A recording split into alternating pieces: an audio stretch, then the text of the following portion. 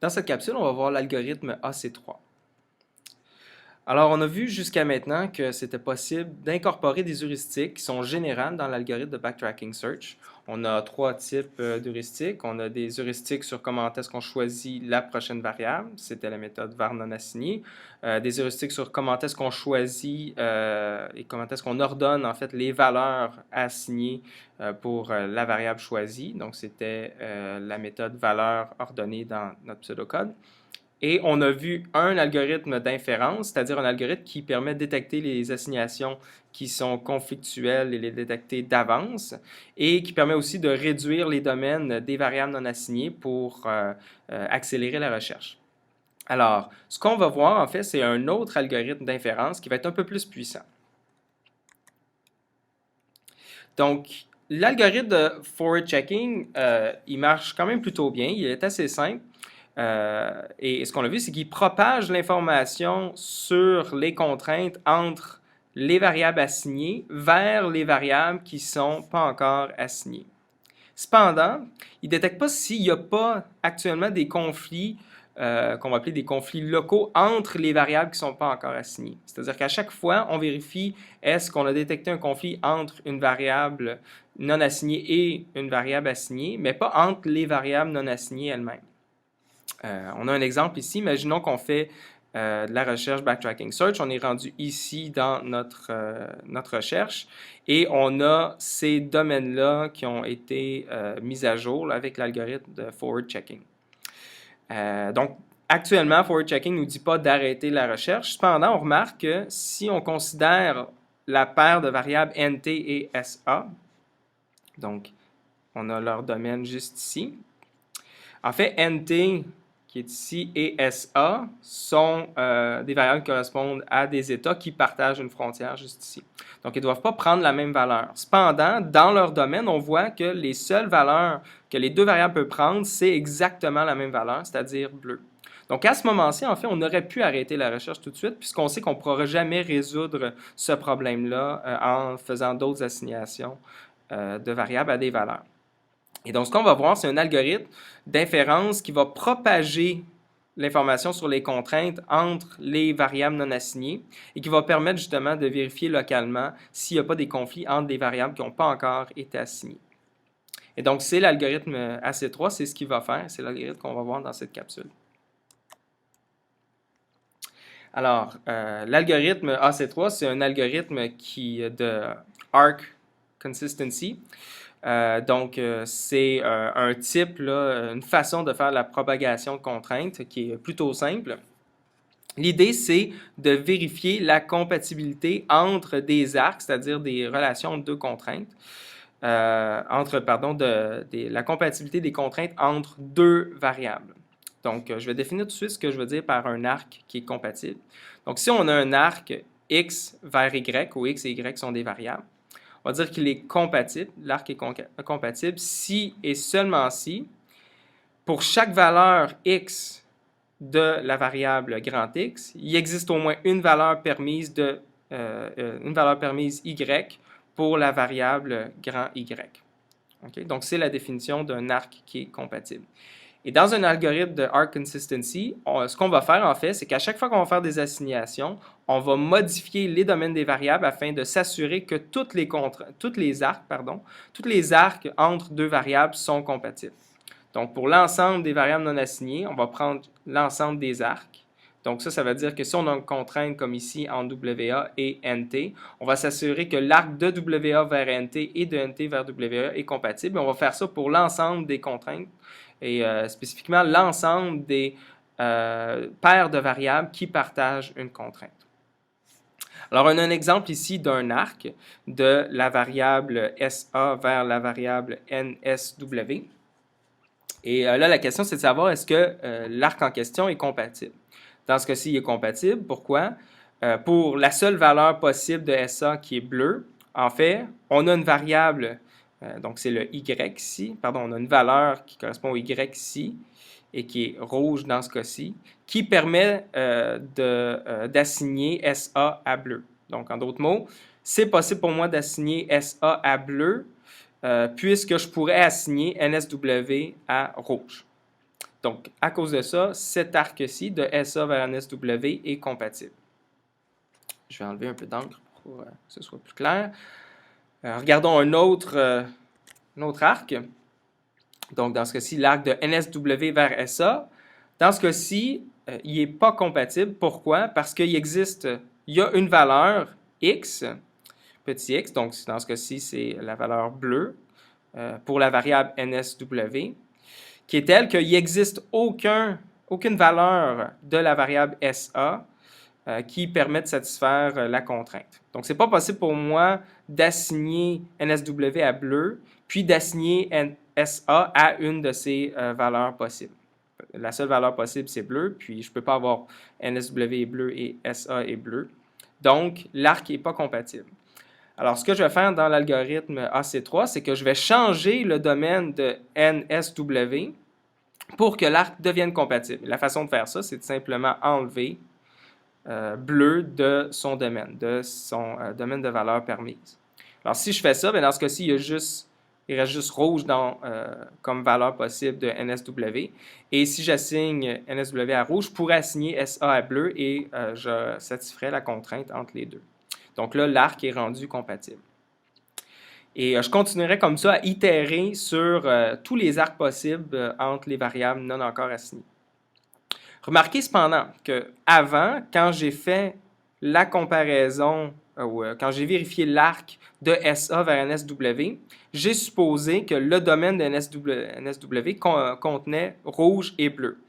Parce que je viens de mettre à jour, donc de réduire le domaine de NSW, ce n'est plus le cas. NSW, son domaine contient juste rouge.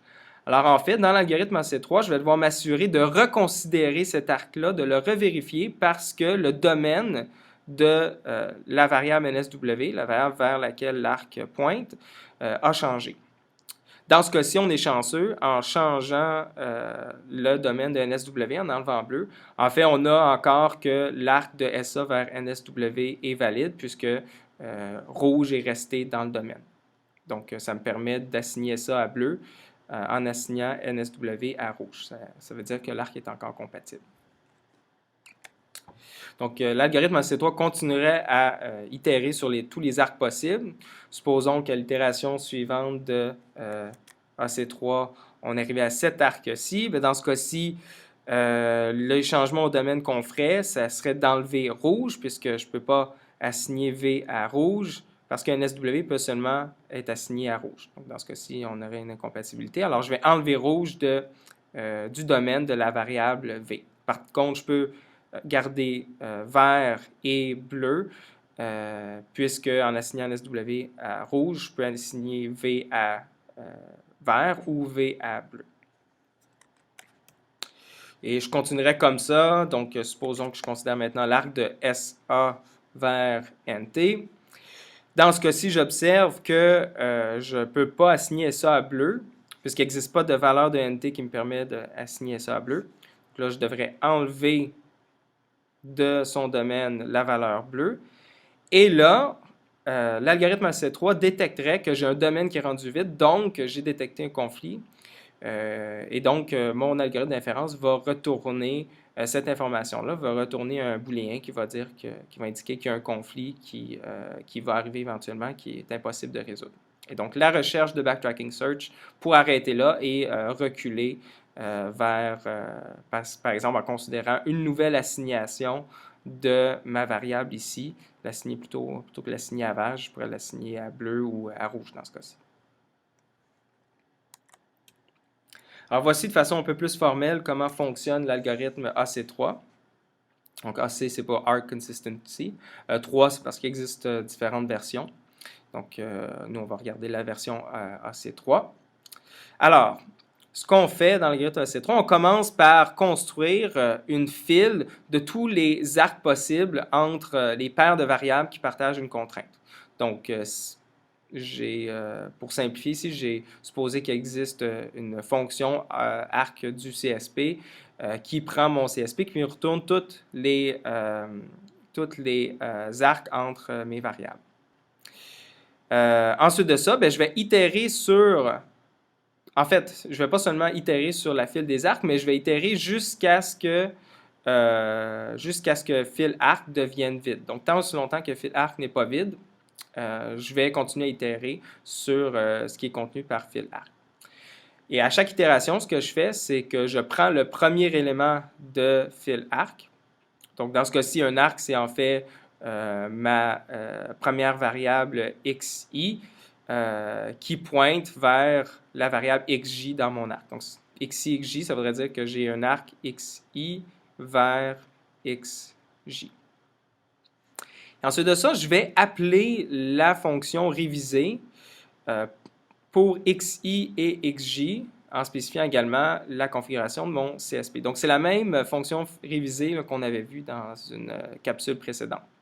Et ce que ça va faire, c'est justement ce qui était décrit avant, savoir, je vais vérifier pour toutes les valeurs de xi, est-ce qu'il existe une valeur de xj qui me permet de satisfaire ma contrainte. Si ce n'est pas le cas, j'enlève cette valeur-là du domaine de xi. Et là, je retourne l'information à savoir est-ce que j'ai changé le domaine de xi et je retourne le nouveau CSP avec les domaines possiblement mis à jour.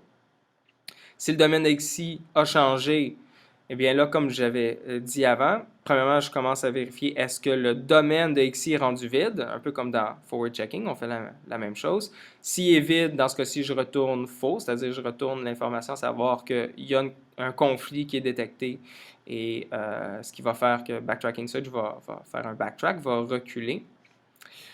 Par contre, si le domaine n'est pas encore vide, ce que je vais faire dans AC3, donc dans forward checking, je continuerai, normalement, il n'y aurait rien d'autre à faire par la suite. Dans Arc Consistency, dans AC3, pour l'ensemble des variables xk qui sont des voisins de xi, donc l'ensemble des variables qui partagent une contrainte avec xi, et là on se rappelle que xi c'est une variable pour laquelle le domaine a changé. Si xk est une variable qui est différente de la variable xi pour laquelle je viens de m'assurer que l'arc xi xj est compatible, est devenu compatible. Donc pour les autres variables qui partagent une contrainte avec xi, je vais ajouter un arc. Donc je vais ajouter un arc xk vers xi, donc en ajoutant la paire xk xi dans ma file d'arc, dans fil arc. Donc je vais revérifier l'arc de xk vers xi parce que le domaine de xi a changé. Donc c'est possible que maintenant cet arc-là de xk vers xi ne soit plus compatible et que je dois encore une fois réduire le domaine de xk. Et ça, c'est une itération de AC3 et je continue comme ça jusqu'à ce que fil arc soit rendu vide, c'est-à-dire que tous les arcs sont maintenant compatibles après avoir réduit les domaines de mes variables, ou l'algorithme va cesser si je détecte un conflit, c'est-à-dire si le domaine pour un des arcs, xi, xj, si le domaine de xi est devenu vide. Dans ce cas-ci, je retournerai faux. Puis sinon, je retournerai vrai si j'avais réussi à passer à travers tous mes arcs et qui étaient devenus compatibles. Je retournerai vrai avec le nouveau CSP, avec les domaines qui ont été simplifiés. Donc ça, c'est l'algorithme, le pseudocode pour l'algorithme AC3. Quelques notes sur l'algorithme AC3. Donc, en fait, ce qu'on peut faire avec l'algorithme AC3, c'est soit l'appeler juste une fois au tout début. Donc, ça peut valoir la peine d'appeler l'algorithme AC3 au tout début de l'exécution. Ou on peut faire, un peu comme on l'a inscrit dans le pseudocode de Backtracking Search, l'appeler après chaque nouvelle assignation de valeur à une variable. Donc, c'est en fait ce qui est recommandé là, dans l'algorithme, le pseudocode que j'ai spécifié dans les capsules précédentes. Mais on pourrait également l'appeler au tout début de Backtracking Search avant même d'avoir fait une assignation d'une variable à une valeur. Pour ce qui est de sa complexité va être dans O de C fois D à la 3, où C, c'est le nombre de contraintes et D, c'est la taille des domaines. Donc, peut-être une petite explication rapide pourquoi on obtient ça. Eh bien, réviser, c'est dans O de D à la 2. Pourquoi? Bien, parce que pour chaque élément du domaine de la variable xi, je dois faire une vérification, à savoir est-ce que je trouve une valeur y de la variable grand Y qui me permet de satisfaire ma contrainte. Puis pour ça, je dois donc trouver une valeur Y qui est compatible avec une valeur X pour mon autre variable. Et donc, je dois itérer pour chaque valeur de X, je dois itérer pour chaque valeur de Y. Donc, j'ai deux boucles sur des éléments, donc ça me donne une complexité O de D au carré. Ensuite de ça, pour ce qui est de... Donc ça, réviser, c'est appelé par AC3. Dans AC3, je dois itérer sur les arcs. On a OC arc. Donc, c'est le nombre d'arcs qui peuvent être réinsérés au des fois. Pourquoi au des fois? Bien parce qu'à chaque fois qu'on réinsère un arc, c'est qu'on a enlevé une ou plus valeurs de la variable, de la première variable dans mon arc. Puisqu'il y a des valeurs dans le domaine d'une variable, bien, je ne peux pas l'insérer plus que au des fois. Donc, ça veut dire que le nombre de réinsertions en tout, c'est OC fois D, au plus. C'est une complexité OC fois D. Et puisque la complexité de réviser, donc c'est le nombre de fois que je peux appeler réviser, puis que la complexité de réviser, c'est OD au carré, j'obtiens une complexité globale de C fois D au carré, donc O fois C, D au cube. Donc ça, c'est la complexité là, de AC3. Il existe une meilleure version dans le pire cas qui est OCD au carré. Ça s'appelle AC4. Mais il se trouve que AC3 est en moyenne plus efficace. Donc, si vous voulez plus d'informations, je vous invite à regarder la littérature sur ce sujet-là.